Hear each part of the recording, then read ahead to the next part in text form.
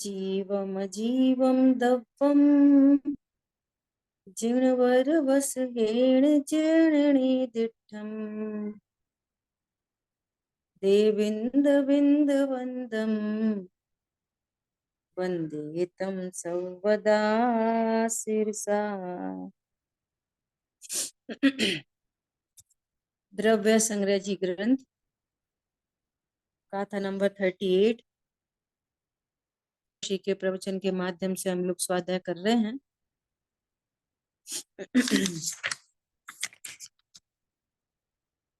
Screen पे लगाया कुशल भाई। इससे और पिछला पैराग्राफ एक बार और।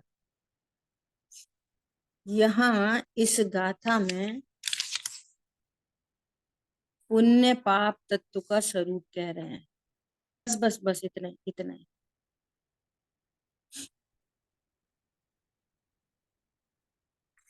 है ना। देखो और आगे करेंगे नेक्स्ट पेज पे। बस बस बस। जैन शासन में प्रवेश तभी हो सकता है जब तक हम द्रव्य गुण पर्याय का स्वरूप न जान पाए। द्रव्य गुण पर्याय के स्वरूप को जाने बिना ये सारी स्वाध्याय खोखली है। समझ आ रही है बात। जैसे जैसे क्रिकेट मैच बिना 3 के गाड़े क्रिकेट मैच हो नहीं सकता, ऐसे ही द्रव्य गुण पर्याय का स्वरूप समझे बिना धर्म की शुरुआत छोड़ो गंध भी नहीं आ सकती। आई बात ख्याल में। इसलिए हमें बार बार बार बार द्रव्य गुण पर्याय पर फोकस करना चाहिए। ठीक है। देखो वस्तु अनेकांतात्मक है, इसका निश्चित करो। निश्चित करो, क्या निश्चित करो? कि मैं जीव हूं, अजीव नहीं। कुछ लोग यदि अपना वीडियो ऑन कर लें तो अच्छा रहेगा। अनिला बहन आप वीडियो ऑन करो, रिम्पी जी आप वीडियो ऑन कर लो। हाँ है ना। देखो मैं जीव हूं, अजीब नहीं। मैं जीव हूं, उद्गल नहीं। ये अस्ति नास्ति अनेकांत है। मेरी स्व से अस्ति और पर से नास्ति। अब विचार करो कि जब मैं शरीर नहीं, उद्गल नहीं, इसका मतलब मैं शरीर नहीं। ठीक है। अब अगर मैं शरीर नहीं तो मैं दिन भर शरीर की क्रिया करता हूं? बोलो। नक्की नहीं हुआ ना। नहीं कर सकते। अगर ऐसा लग रहा है कि मैं शरीर की क्रिया तो मैं करता हूं। तो निश्चय ये नहीं। जो अस्थि नास्ति अनेकांत है ना, पहले ही हाँ, ये क्वालिफाई नहीं हुआ। हम्म, अभी तो पहली बात ही क्वालिफाई नहीं हुई। थोड़ी गंभीरता चाहिए, है ना। निर्णयात्मक बात चाहिए, निश्चयात्मक बात चाहिए एकदम। मैं जीव हूं, पुद्गल नहीं। इसका मतलब है कि मैं जीव हूं, शरीर नहीं। अब जब मैं शरीर नहीं हूं तो मैं शरीर की क्रिया कर सकता हूँ। अच्छा शरीर की क्रिया तो होती है, सही बात है, होती है। हम्म, जो शरीर है ना, शरीर, हम्म, जो शरीर में एक एक पुद्गल परमाणु है, पर्याय वो होती है। अपने में कोई कम समर्थ नहीं है। हम्म, वो अपने में समर्थ है, द्रव्य गुण पर्याय वाला है। एक एक पुद्गल परमाणु वो भी द्रव्य गुण पर्याय वाला है। वो पुद्गल भी पुद्गल रहते हुए परिणमन करता है। तो जो स्वयं ही परिणमन करता है, क्या मुझे उसको परिणमन कराने की कोई आवश्यकता पड़ रही है? पड़ती है नहीं। वो हाँ, कर। अपने अनुसार परिणमन करता है और हम निश्चित कर नहीं पा रहे, तो अभी भी हम ये हैं कि हम शरीर की क्रिया कर रहे हैं। नहीं। अच्छा, तुम शरीर की क्रिया कर सकते हो तो फिर शरीर की क्रियाओं को संभाल लो, संभाल लो। तो फिर अपन वो ये भी बोलते हैं कि नहीं नहीं, वो तो हम संभाल भी नहीं सकते। हम्म, तो फिर क्लियर करो बात को। हम्म, जड़ चेतन की सपरिणति अपने अपने अपने में अपने में होती है। होती दो द्रव्य हैं यहाँ पर, यहाँ द्रव्य हैं जीव और पुद्गल। पुद्गल की परिणति पुद्गल में होती है, है। जीव की परिणति जीव में होती है। इतना नक्की हो गया, हम्म, हुआ कि नहीं? हो गया। बोलो, हो गया। दो द्रव्यों में अब भिन्न कैसे? शरीर की क्रिया होगी और हमें हमारे को उसका ज्ञान होगा। और साथ में क्या ज्ञान होगा कि ये क्रिया मैं नहीं कर रहा। शरीर की क्रिया ज्ञान होगा, ये उठती हुई उंगली का ज्ञान होगा, लेकिन उंगली मैंने नहीं उठाई। पैरालिटिक अटैक हो जाए, अब उठाओ, क्रिया कर सकते हो तो करो, फिर उठाओ, हम्म, उंगली उठाओ। नहीं उठा सकते ना, हम्म, तो वो देह की परिणति देह में होती है और आत्मा की परिणति आत्मा में होती है। पहले तो दो द्रव्यों की स्पष्ट भिन्नता। हम्म, तो जीव न्यारा और पुद्गल धर्म अधर्म आकाश काल सब न्यारे। वे मेरा काम नहीं करते, मैं उनका काम नहीं करती। एकदम स्थूलतम भेद विज्ञान, सबसे स्थूल, मोटा मोटा। अभी इससे आत्मानुभूति नहीं होगी इतनी बात समझने पर। हम्म, अब बात आई कि अच्छा मैं जीव हूं, तो मैं जीव कैसा जीव हूं? जीव कैसा होता है? कैसा होता है जीव, किसे कहते हैं? ज्ञान में अब जिसमें जीव को ज्ञान है। बताने के लिए यदि उसको दो से भेद करेंगे, है ना, तो क्या हम्म, बोलेंगे? जीव द्रव्य पर्यायात्मक होता है, द्रव्य पर्याय वाला होता है।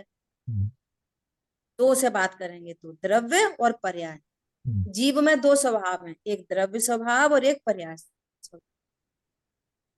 ठीक है। तीन से बात करेंगे तो क्या बोलेंगे? जीव द्रव्य गुण पर्याय वाला है। तीन से ऐसे बात करेंगे। चार से बात करेंगे तो कैसे बात करेंगे? जीव द्रव्य क्षेत्र काल भाव वाला है। समझ आ गई बात? हम्म, है ना? अब जब हम ऐसा कह रहे हैं, हम मतलब भगवान ऐसा कह रहे हैं कि जीव द्रव्य क्षेत्र काल भाव वाला है, इसका मतलब ये नहीं है कि जीव द्रव्य कहीं, क्षेत्र कहीं, काल कहीं, भाव कहीं, ऐसा नहीं होता। हम्म, पॉइंट पकड़ में आया? एक साथ है सब। वस्तु के अंदर अंदर कैसा है? वस्तु के अंदर अंदर, कि वस्तु के अंदर अंदर उसमें स्वभाव में तो भेद है, हम्म, लेकिन प्रदेश भेद नहीं होता। कि द्रव्य कहीं, गुण कहीं, पर्याय कहीं, हम्म, हम्म, त्रिकाली ध्रुव कहीं और पर्याय जानने की पर्याय कहीं, श्रद्धा हम्म, की पर्याय कहीं। उन्हीं असंख्यात प्रदेशों में जीव द्रव्य, उन्हीं असंख्यात प्रदेशों में अनंत गुण और उन्हीं असंख्यात प्रदेशों में अनंत पर्याय। पर्याय। अनंत पर्याय। हम्म, जैसे अभी आप यहाँ पर एक पॉइंट पे ऐसे निडल रख, पेंसिल रखी हमने, यहाँ एक पॉइंट, एक पॉइंट पे यहाँ पर निडल रखी, हम्म, तो यहाँ कितनी चीजें आ गई? कितनी चीजें आ गई? द्रव्य गुण पर्याय तीनों आ गए। सुनो गजब की बात। इस एक ये जो पॉइंट जहां हो रहा है इस पेंसिल से, वहां पर उद्गल परमाणु ये जो आवरणा से बना शरीर, यहीं पर कार्मण शरीर, हाँ, तेजस शरीर। यहीं पर तेजस शरीर, और यहीं पर जीव द्रव्य, और यहीं पे एक गुण नहीं, अनंत गुण, एक पॉइंट पे अनंत गुण, और इसी एक पॉइंट पे अनंत पर्याय, एक पॉइंट पे। ऐसा नहीं कि यहाँ पे ज्ञान गुण है दिमाग में, और दिल में श्रद्धा गुण है, और पैरों में चारित्र गुण है। दृष्टांत से समझेंगे अमूर्तिक वस्तु को मूर्तिक दृष्टांत से। जैसे आप एक मिश्री की डली ले लो, इतनी बड़ी मिश्री, तो आप उस मिश्री की डली पे कहीं एक पॉइंट आउट करो, किसी एक जगह ये नीडल रखो, ये पेंसिल रखो, तो वहां पर कितनी चीजें हैं? मिश्री द्रव्य, वहीं पर सफेदी, वहीं पर मिठास, वहीं पर स्पर्श, वहीं पर रस, वहीं पर गंध, वहीं पर वर्ण, वहीं पर उसकी पर्याय। बोलो ऐसा है? सफेदी सफेदी ऊपर, मिठास मिठास अंदर, चिकनाहट बाहर, सुगंध कहीं और, ऐसा है कहीं? एक पॉइंट पे सारी चीजें।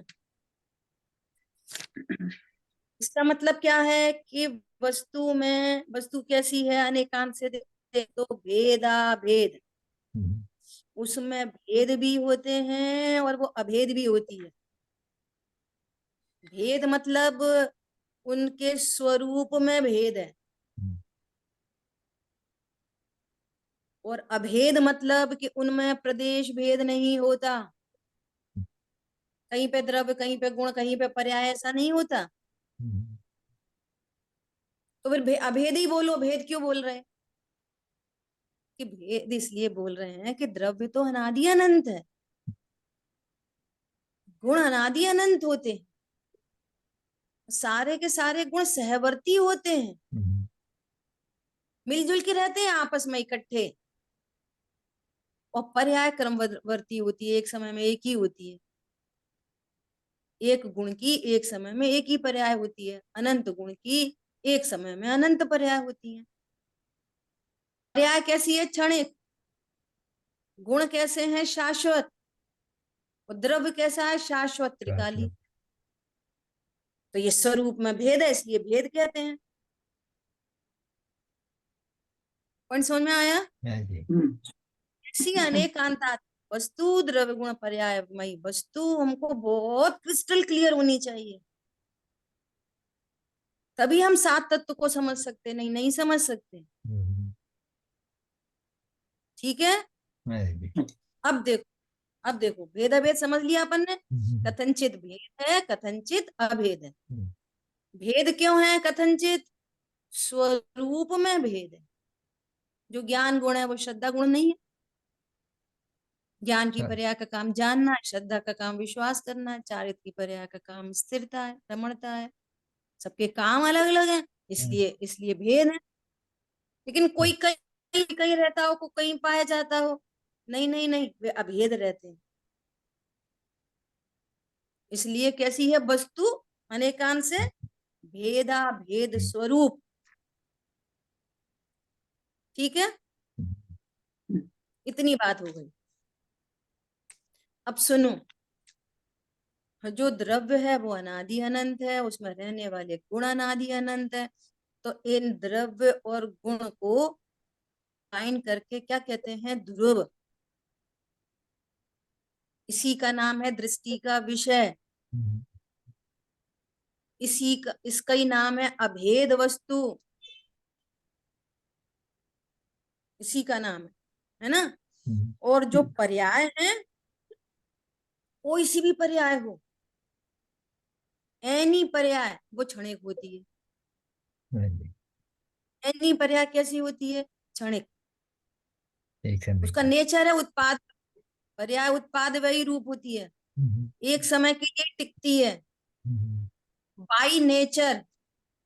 कोई पर्याय दो समय की होती ही नहीं है, कोई सी भी पर्याय। वरना कल चर्चा कर ली थी, कोई भी पर्याय हो, व्यंजन पर्याय हो, अर्थ पर्याय हो, सब एक समय की होती है। ठीक है? ऐसा तो अब कल आज या कल की सुबह दृष्टांत आया कि एक अंगूठी है ना, तो अपन क्या बोल रहे, सोने की अंगूठी। क्या बोल रहे हैं, सोने की अंगूठी। अंगूठी। तो आपको क्या चीजें दिख रही हैं इसमें, दो चीजें, एक सोना द्रव्य और जो उसकी व्यंजन पर्याय है ना, व्यंजन पर्याय मतलब शेप, आकार। व्यंजन पर्याय का क्या काम है, वस्तु को आकार देना। तो उसकी आकार क्या है उसका, अंगूठी। अंगूठी।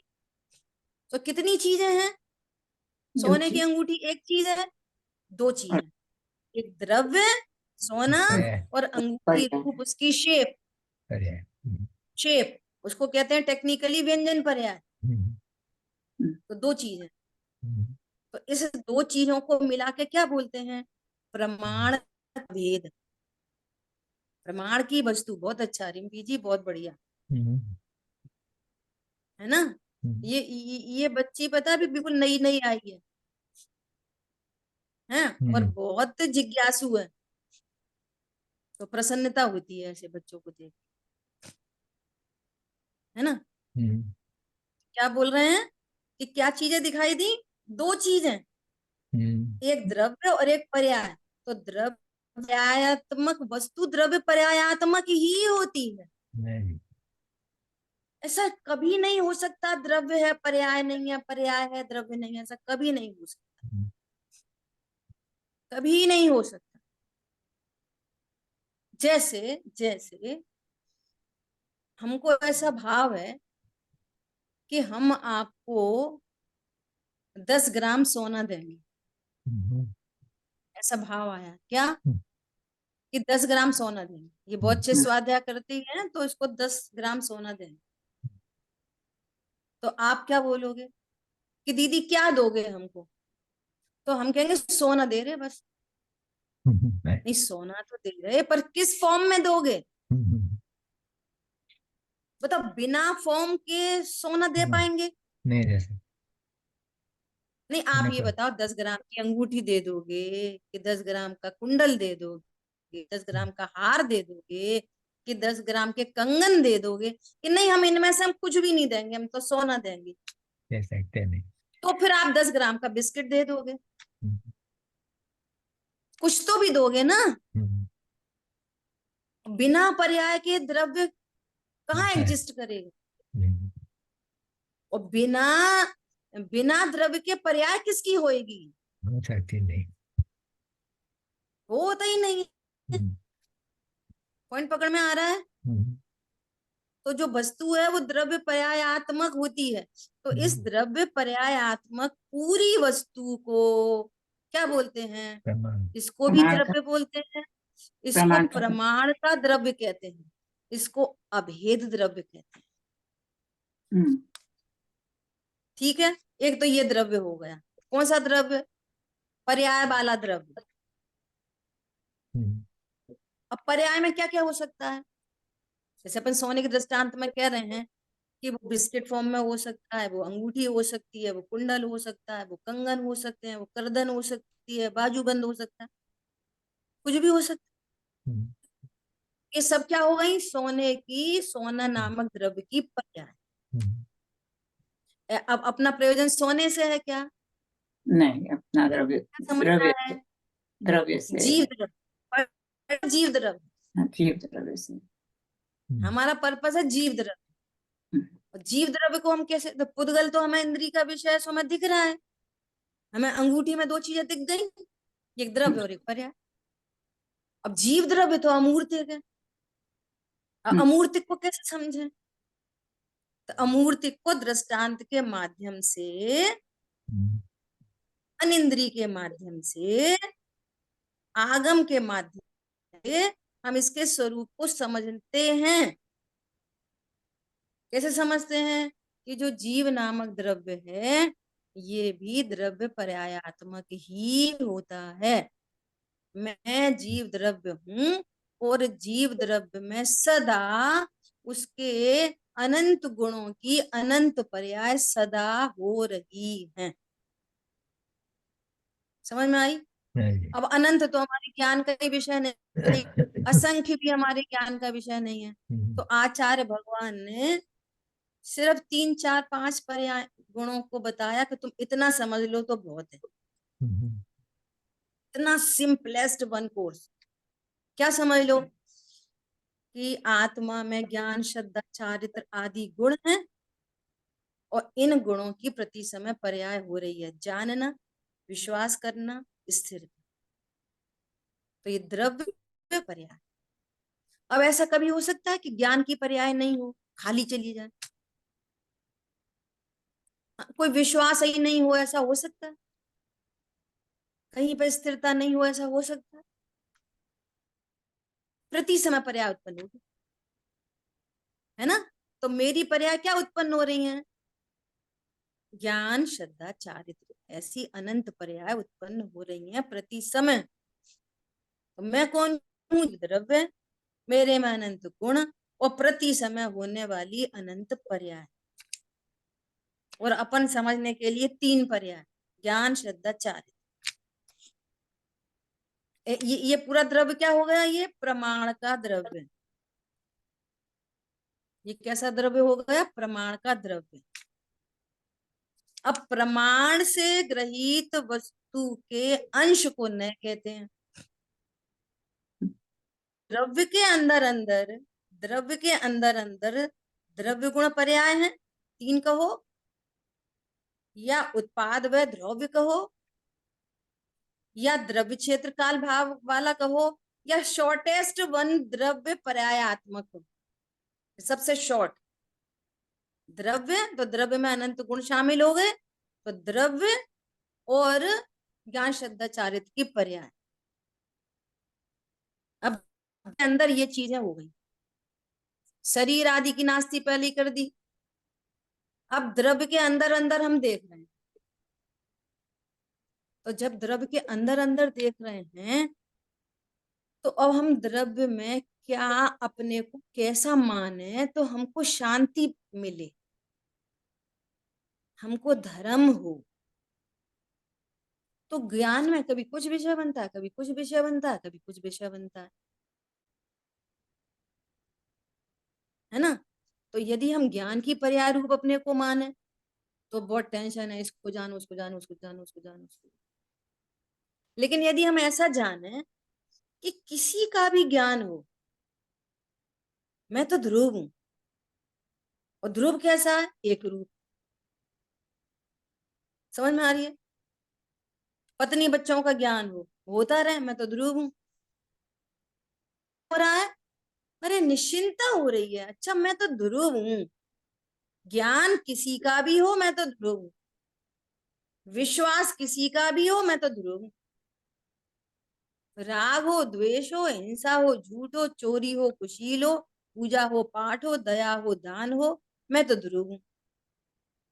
तो जो मैं पना, देखो पहले प्रमाण की वस्तु का ज्ञान तो अभी भी है बराबर द्रव्य पर्यायात्मक, परंतु द्रव्य पर्यायात्मक वस्तु में अहम पर्याय की नहीं। तरफ देखोगे तो बहुत उथल पुथल है, उत्पाद वे, उत्पाद वे, उत्पाद वे, बहुत उथल पुथल है। लेकिन यदि ध्रुव को देखें, ओहो यहाँ तो एकदम निर्भरता है, यहाँ तो एकदम निश्चिंता है।